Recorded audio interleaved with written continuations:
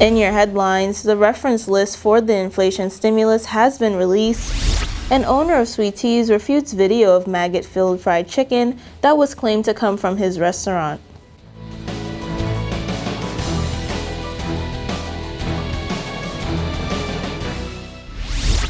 Hello Turks and Caicos, welcome to PCV News Watch. Thanks for tuning in on this Thursday, August 4th, 2022. I'm Khalees Williams with today's newscast. The real news starts now.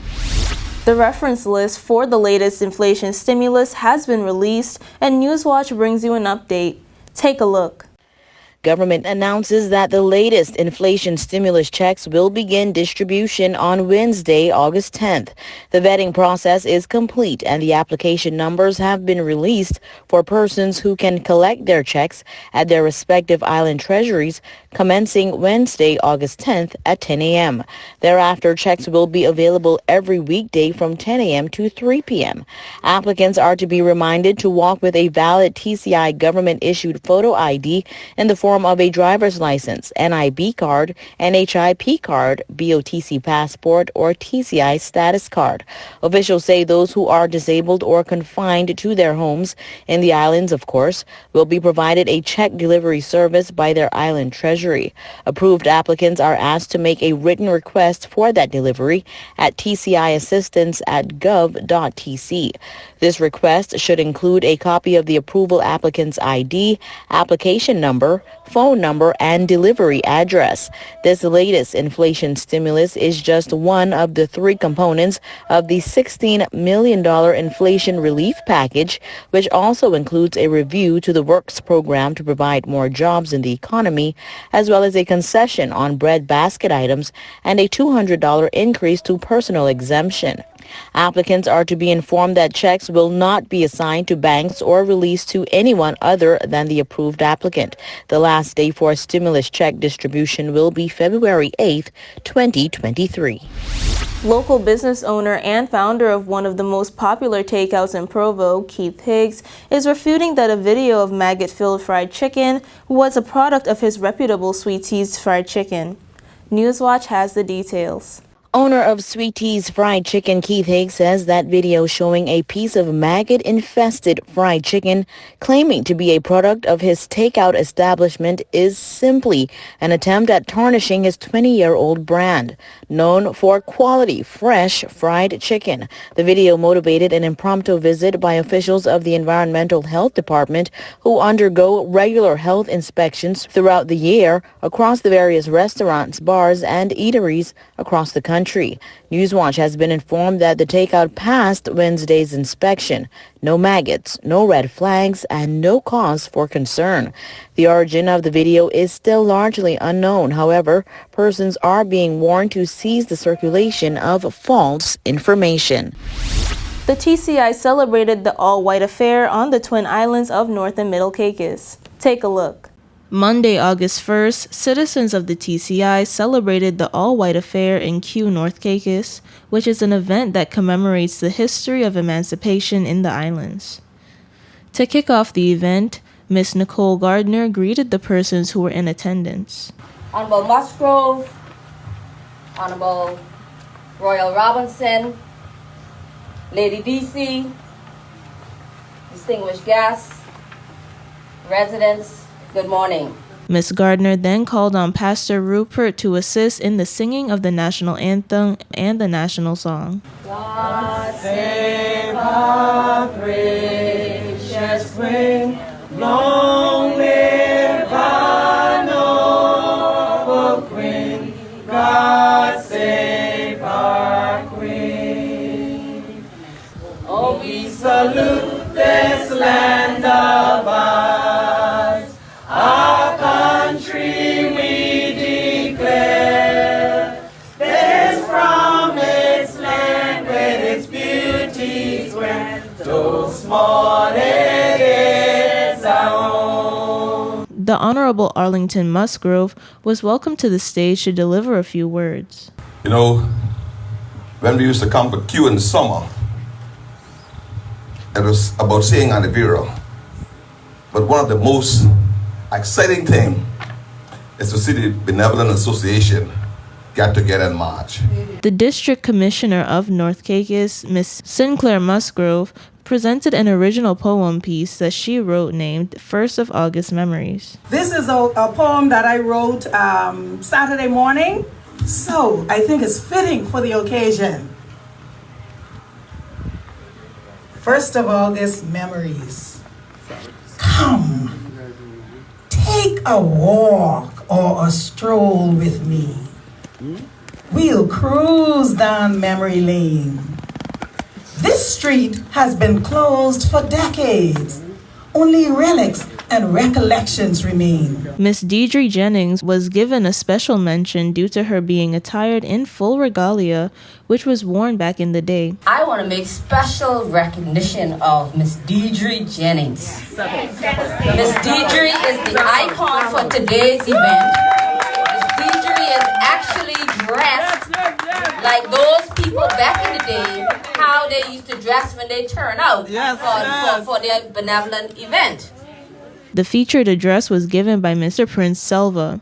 Growing up here in Cuba, this place was the center. We talk about the House of Assembly in Grand Turk, Executive Council. It was done here in this building. After Mr. Selva's speech, a prayer of freedom was delivered by male students. We'll be right back with more News Watch when we return.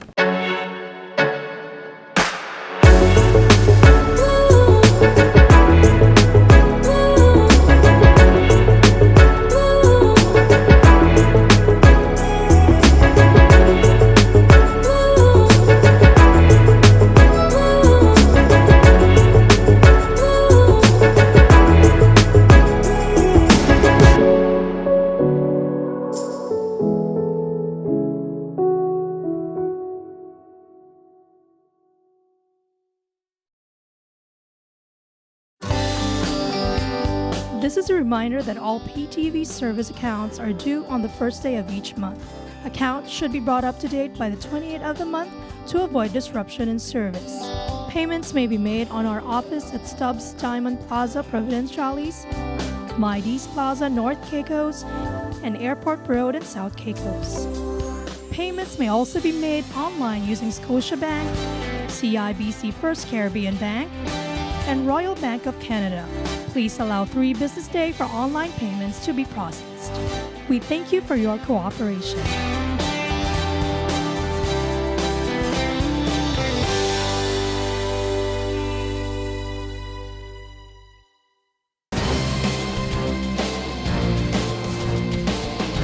These stories have so much valid information that we thought we'd run them again just in case you missed them.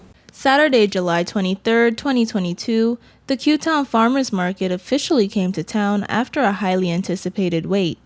Citizens came out in support of local crop growers and vendors. Newswatch got interviews from vendors and footage of the fruits of their labor. Miss Vershina Forbes showcased Salt Key treats at her stand at the farmers market. We're selling salty treats. They're not locally grown, they are locally made. So we have the cream cakes. I'm just having some natural coffee, and he takes it away.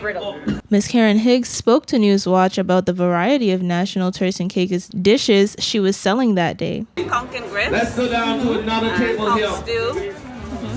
Oh boy, Macaroni and let's see cheese. what's going on here. Fried plantains. Potato bread, Johnny cake. Casey Higgs showcased products from Caicos Traditions, a business in North Caicos that grows local staples. Local farmer Ken Adams shared with Newswatch the crops and livestock that he rears and what he was showcasing for the day. Maybe 150 chickens. Wow. Lots of sugar apples, coconut, lots of guavas, all sorts of stuff I grow in the backyard. Just showing off some of my chickens. Okay. And we do, Ladies and gentlemen, as you can see, we got a variety at our store, we sell the chicken feed at the Do It Center. We have this scratch brain, and we also have the egg maker. And then this is for the baby chick, the starter. Roydoya Aline was at the farmer's market to show off and sell her beautiful oyster mushrooms from her company, TCI Mushrooms. So today, I see some of the tables are getting empty. This is what I'm talking about.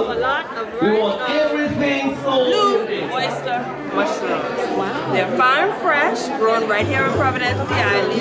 You cannot go to the supermarket and find any oyster mushroom that is of this size and quality. Local farmer Mr. Courtney Missick told Newswatch about how fresh off the vine his produce was. I harvested them yesterday, around about after lunch. So this stuff is basically less than 24 hours. Harvested less than 24 hours. Local author Miss Lavenia Bishop decided to put her own spin on things and sold her book Lily and Isla the Flamingo at the farmer's market instead of food, which made for a pleasant twist. From July 19th to the 21st, the high-level meetings held at the Hyatt Regency Trinidad saw national epidemiologists, laboratory directors, and environmental officers from CARPA member states, CARICOM, international development partners, and chief medical officers in attendance. The 3-day consultations were funded by the U.S. Centers for Disease Control and Prevention, the AFD, and Global Affairs Canada. At the opening ceremony of the stakeholder consultations on regional health security, Dr. Joy St. John, Executive Director of CARPA, stated that the impact of COVID-19 led to CARPA realizing how much ground they had yet to cover for the ever-growing variants of COVID-19, the latest subvariants of Omicron being the highly infectious BE1 and BF1. She further said that the lessons they learned from the massive fight they faced against COVID-19 will prove to be very useful in their fight against monkeypox, a disease which has unfortunately swiftly spread to the Caribbean. Dr. St. John then went on to say, and I quote, "The time is right for this meeting of key stakeholders to discuss regional health security, face the problems of the deficiencies and faults, and plan collectively for the most effective ways and efficient roadmap to fix the ring fence that the CARICOM Caribbean needs to deal with whatever is around the corner." End quote. Dr. Lisa Indar declared that CARPA is refocusing on strengthening capacities and sustainable mechanisms to promote economic recovery and resilience, to be better prepared for and to respond to public health issues that exceed boundaries and that can potentially impact economic and political stability, tourism, trade, and access to goods and services in the region.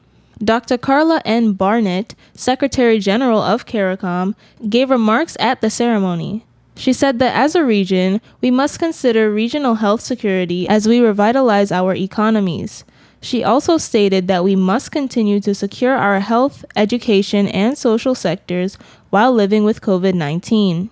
Dr. Richard Garfield, acting team lead for Global Health Security Agenda, praised CARPA and the Caribbean region for the excellent job in being able to maximize the use of limited resources better than other regions for COVID-19 response. The Honorable Terrence Dayal Singh, Minister of Health Trinidad and Tobago, acknowledged CARPA's stellar leadership in public health and providing evidence-based information, especially throughout COVID-19. Don't move just yet. Coming up next is your weather forecast after this break. This is a reminder that all PTV service accounts are due on the first day of each month. Accounts should be brought up to date by the 28th of the month to avoid disruption in service. Payments may be made on our office at Stubbs Diamond Plaza, Providenciales, Mides Plaza, North Caicos, and Airport Road in South Caicos. Payments may also be made online using Scotiabank, CIBC First Caribbean Bank, and Royal Bank of Canada. Please allow 3 business days for online payments to be processed. We thank you for your cooperation.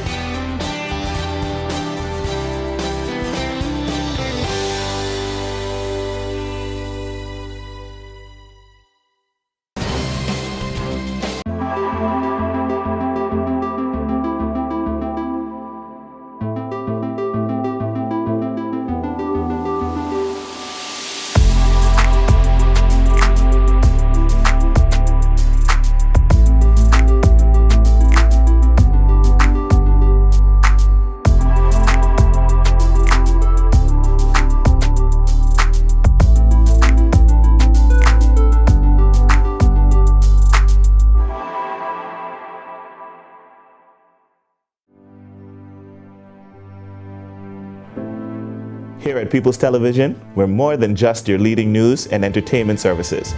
We are spreading the gospel.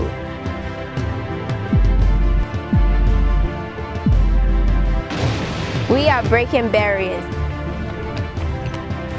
We are preserving the culture. Each one, teach one. We are committed to excellence. We're creating change. We are creating memories. We are the future. I am PTV. I am PTV. I am PTV. I am PTV. We are PTV. We are continuing the legacy.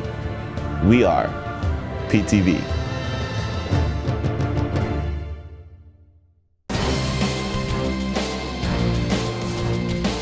Welcome back to Newswatch. Here's the latest in your weather forecast. For the nation's capital, Grand Turk, partly cloudy skies, high 84, low 80, winds east at 15 to 25 miles per hour. For South Caicos, partly cloudy skies, high 84, low 80, winds east at 15 to 25 miles per hour. For North and Middle Caicos, intervals of clouds and sunshine, high 85, low 79, winds east at 15 to 25 miles per hour. For Parrot and Pine Key, sunshine and mixed clouds, high 85, low 79, winds east at 15 to 25 miles per hour. And on Providenciales, sunshine and mixed clouds, high 85, low 79, winds east at 15 to 25 miles per hour. Here's your sunrise and sunset. Sunrise 6:24 a.m., sunset 7:28 p.m. Now for your high and low tides. High tide 1:12 a.m., 1:54 p.m., low tides 7:20 a.m., 8:18 p.m. And for your hurricane outlook, for the North Atlantic Caribbean Sea and the Gulf of Mexico, tropical cyclone formation is not expected during the next 5 days. And that's it for your weather forecast and hurricane outlook. That's the end of today's edition of Newswatch, but don't forget you can always catch us on our website at www.ptv8tci.com and every weekday right here at 6:30 p.m. I'm Khalees Williams. Stay informed. Thanks for watching.